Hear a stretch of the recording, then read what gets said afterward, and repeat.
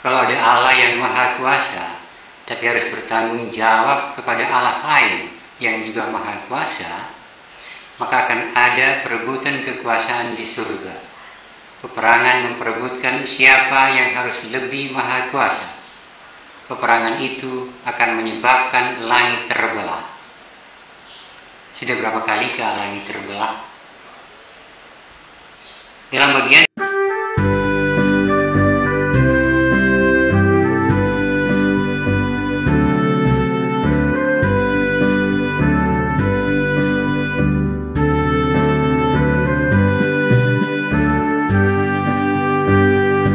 mudah-mudahan tidak serius, karena bagaimana mungkin makna sebuah kata dalam satu bahasa ditentukan dari bagaimana kata itu diterjemahkan ke dalam bahasa lain.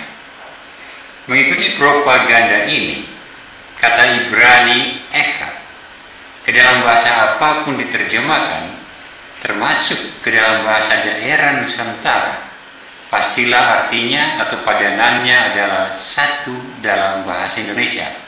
Demikian juga dengan kata Elohim. Kata Elohim memang dalam bentuk jamak, tapi tidak pernah diterjemahkan sebagai orang ketiga jamak, mereka Tuhan. Tetapi ke dalam bahasa apapun pasti diterjemahkan dengan orang ketiga tunggal, Dia Tuhan. Oleh karena itu, jamak dalam Elohim bukanlah jamak pribadi, tetapi jamak status, eksistensi, sifat, dan gelar. Dalam pengertian jamak yang seperti inilah, kata kita, misalnya dalam Kejadian 1 ayat 26, Kejadian 3 ayat 22, dan Yohanes 17 ayat 22 harus dimaknai. Kata kita tidak menunjukkan kejamakan pribadi, apalagi konsep Tritunggal, Bapa, Anak, dan Roh Kudus. Karena konsep Bapa, Anak, dan Roh Kudus belum ada ketika ayat itu ditulis. Konsep itu baru muncul pada Matius 28.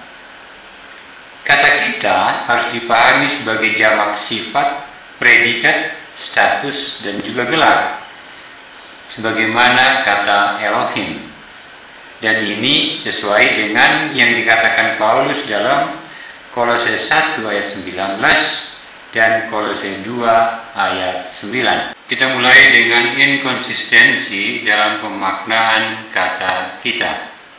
Dikatakan bahwa kita tidak bisa dimaknai sebagai bentuk jamak yang menunjuk pada pribadi. Kata kita tidak menyiratkan konsep Tritunggal, Bapa, Anak, dan Roh Kudus, sehingga tidak boleh ditafsirkan demikian.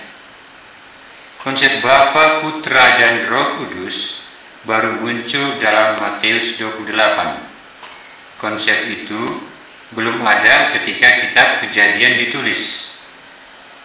Ketidakkonsistenan terjadi karena justru pengakuan iman Paulus dalam suratnya kepada jemaat di Kolose, pasal 1 ayat 19 dan pasal 2 ayat 9, dikutip untuk menegaskan, untuk menjadi pembenaran atas makna kejamakan yang diperkenalkan pada pemaknaan kata Elohim tersebut. Apakah surat Paulus kepada jemaat di Kolose sudah ada ketika kitab Kejadian ditulis?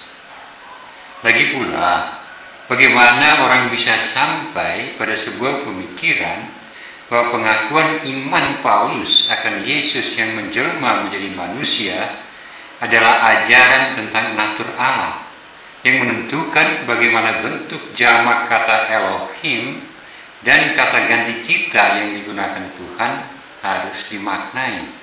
Inkonsistensi juga tampak ketika menunjukkan bukti yang diklaim tak terbantahkan, yaitu Wahyu 4 ayat 2. Kita abaikan kalau Yohanes berbicara tentang penglihatan akan akhir zaman. Anggap saja itu penglihatan sebagaimana ditunjukkan kepada Stefanus dalam Kisah Para Rasul 7 ayat 55 dan 56. Pada bagian awal video dijelaskan bahwa ada ayat yang sudah jelas dan tidak perlu ditafsir, namun ada ayat yang memang membutuhkan penafsiran. Di antaranya ayat yang berbicara tentang di sebelah kanan Allah. Dengan mengatakan sebuah tahta, tentu Yohanes bisa mengenali batas depan, belakang, kiri maupun kanan dari tahta itu. Karena di tahta duduk seorang yang tidak lain adalah Allah sendiri, maka di sebelah kanan tahta adalah juga di sebelah kanan Allah. Yang di sebelah kiri tahta adalah juga di sebelah kiri Allah. Yang di hadapan tahta adalah juga di hadapan Allah.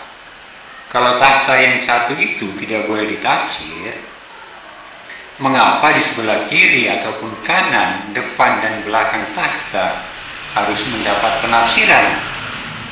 Ini yang pertama. Kedua, tentunya berkaitan dengan penglihatan Stefanus dalam Kisah Para Rasul 7 ayat 55 dan 56. Bagaimana bisa Wahyu 4 ayat 2 diklaim sebagai bukti tak terbantahkan, sementara dalam penglihatan Stefanus jelas dikatakan Anak Manusia berdiri di samping kanan Allah?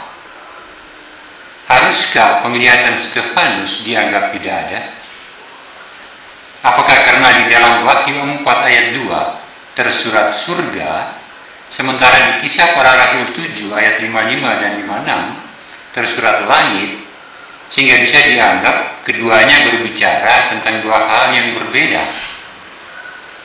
Atau mungkin karena dalam penglihatan Stefanus, Anak Manusia itu berdiri di samping Allah, yang mungkin duduk di takhta yang hanya satu, sebagaimana dalam penglihatan Yohanes. Jadi, takhtanya tetap satu, dan dalam pandangan Sabellianisme maupun Oneness, Bapa, Putra, dan Roh Kudus adalah pribadi yang satu dan sama. Kalau dalam pikirannya seperti itu, cuma ada satu komentar. Masa sih? Bukan cuma di bumi, sudah sampai di surga pun Allah masih menipu. Selanjutnya, nah ini dia. Masa arti dari satu kata, dari satu bahasa tertentu ditentukan oleh bagaimana kata itu diterjemahkan ke dalam bahasa lain. Ya, mudah-mudahan hanya karena ada kebuntuan untuk mempertahankan pendapatnya. Yang menarik adalah bagaimana bentuk jamak dari Elohim harus dimaknai.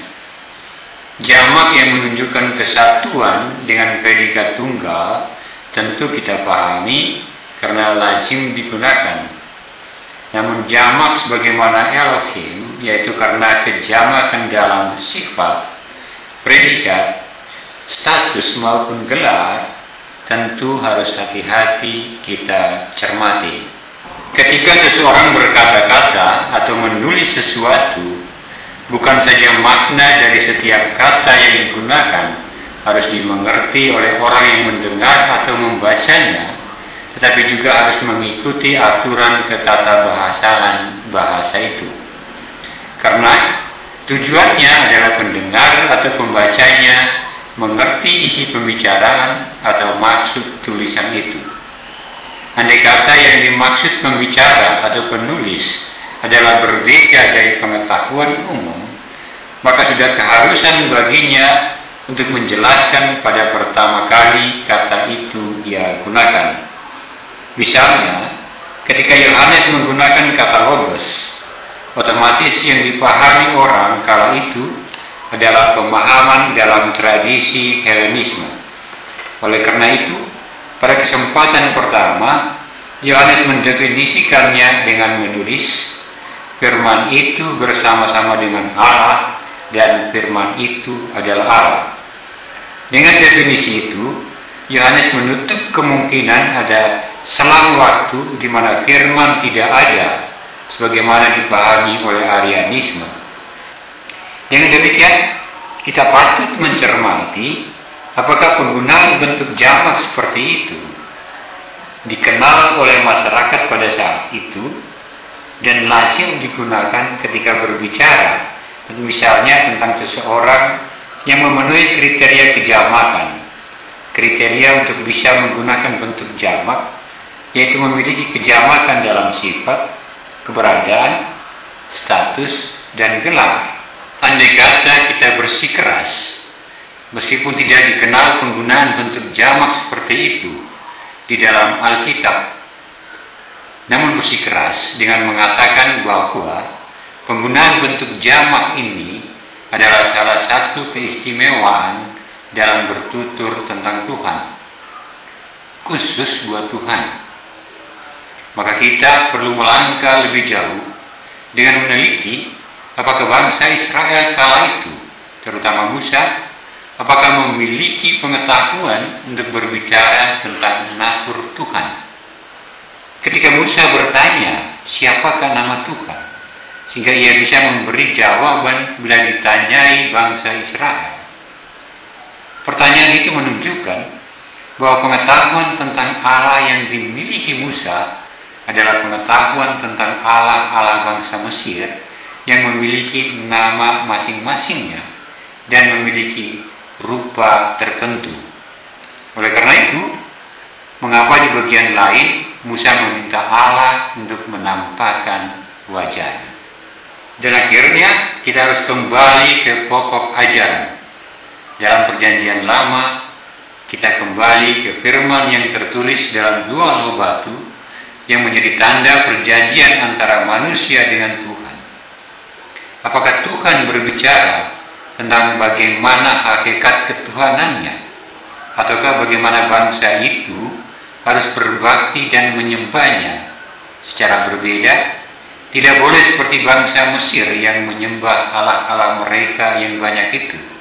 Ingat bahwa Tuhan berbicara kepada manusia menggunakan bahasa manusia, tujuannya agar manusia paham akan apa yang dibicarakannya. Hanya 2 kali Tuhan menurunkan firman-Nya ke tengah manusia secara langsung. Pertama, firman tertulis, yaitu firman yang tertulis dalam 2 loh batu yang diterima Musa di Gunung Sinai. Dan yang kedua adalah firman yang menjadi manusia, yaitu manusia Yesus Kristus. Jika kita mencermati para nabi sejak Musa hingga sebelum Yesus tampil, sesungguhnya tidak mengajarkan ajaran baru apapun.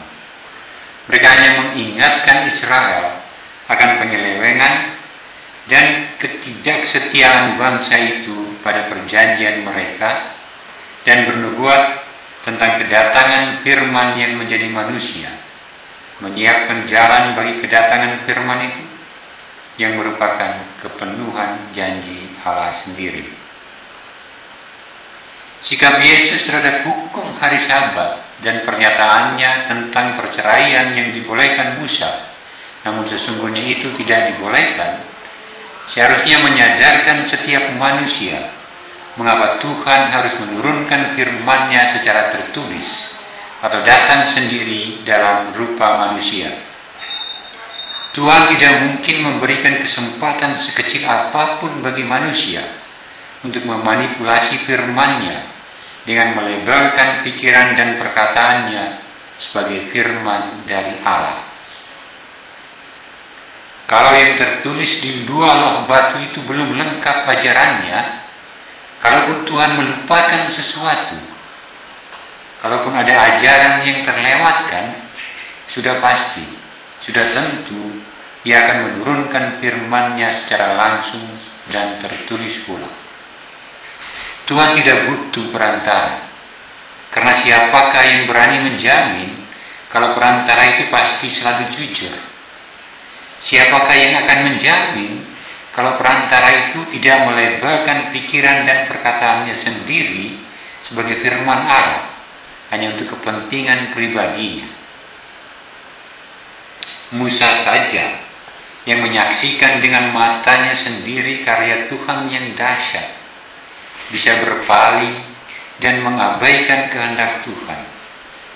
Musa saja bisa memberontak kepada Allah, dan karenanya ia tidak diperkenankan ikut menginjakan kakinya di tanah terjanji itu. Tidak mungkin Tuhan menjadikan manusia itu layaknya robot yang tidak memiliki pikiran dan kehendak sendiri. Kalaupun Tuhan melakukan tindakan seperti itu sama artinya Tuhan mengingkari dirinya sendiri. Karena bagaimana mungkin Tuhan tidak menghargai akal budi dan kehendak bebas yang Dia anugerahkan kepada manusia. Lantas, bagaimana dengan firman yang menjadi manusia? Apakah firman tertulis itu bisa mengalami kematian, lalu bangkit dan naik ke surga, untuk menunjukkan bahwa kebangkitan dan kehidupan kekal itu sungguh ada? Oleh karena itu, kalau ada yang percaya akan kebangkitan badan dan kehidupan kekal, tetapi menolak wafat dan kebangkitan Yesus, mungkin masih menunggu pembuktian Tuhan akan kebangkitan badan itu. Kembali ke firman tertulis 10 perintah Allah untuk mencermati apakah Tuhan berbicara tentang sifat, status, tentang predikat dan gelar dirinya yang harus diyakini dan dihargai manusia. Perintah pertama yang dicatat ulang Musa dalam Keluaran 20 ayat 1 hingga 6 lebih menekankan tidak boleh ada Allah lain yang disembah berdampingan dengan Tuhan. Tuhan tidak berbicara tentang bagaimana dirinya, tetapi tentang bagaimana manusia, bagaimana bangsa itu harus menyembah dirinya secara berbeda dari apa yang mereka ketahui tentang bagaimana penyembahan yang dilakukan bangsa Mesir dan bangsa lain di sekeliling mereka. Tidak berlebihan untuk memberi catatan dan komentar pada pernyataan yang paling pendek dalam propaganda itu.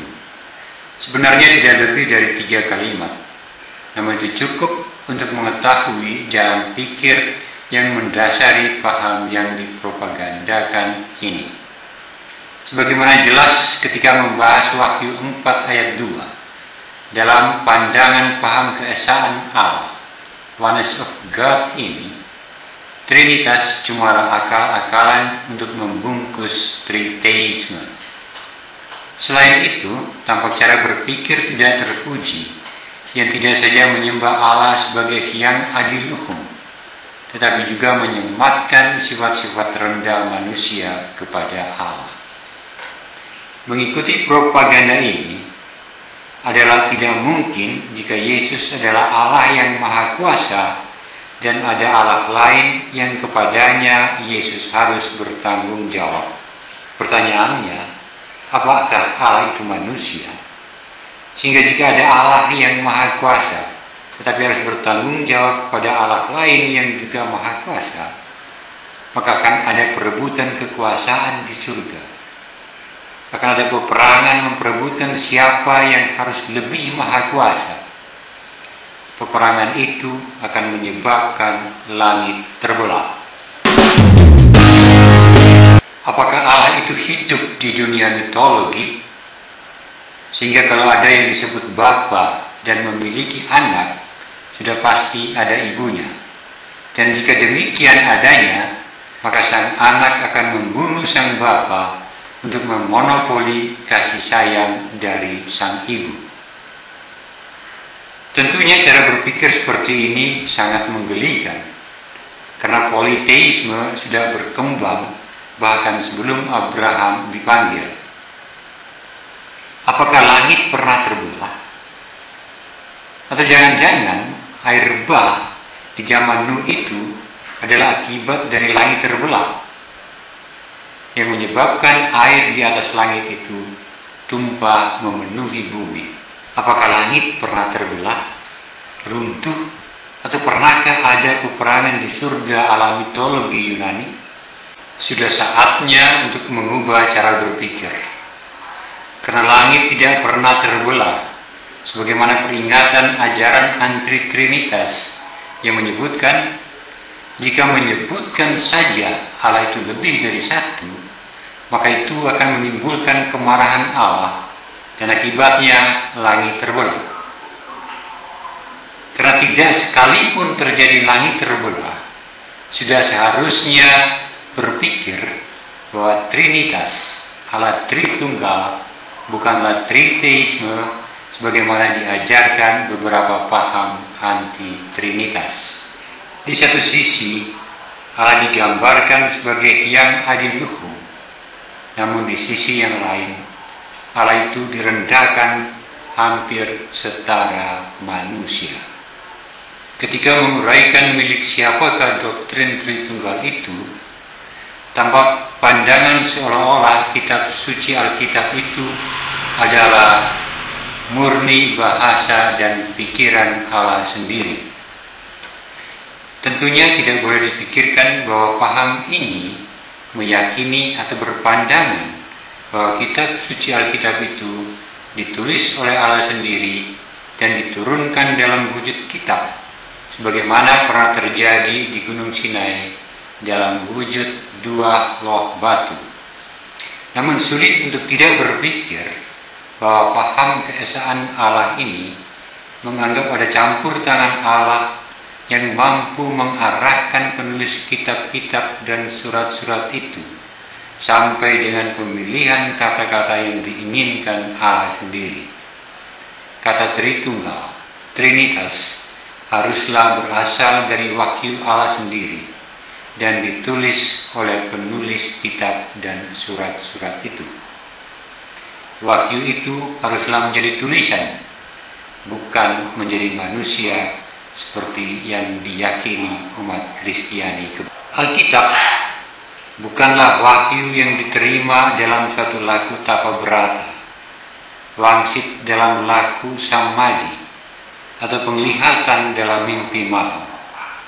Alkitab lebih merupakan kesaksian iman akan Allah dalam Yesus Kristus yang merefleksikan persoalan yang dihadapi penulisnya dan pergolakan iman dari komunitasnya. Alkitab bukanlah murni bahasa dan pikiran Allah sendiri.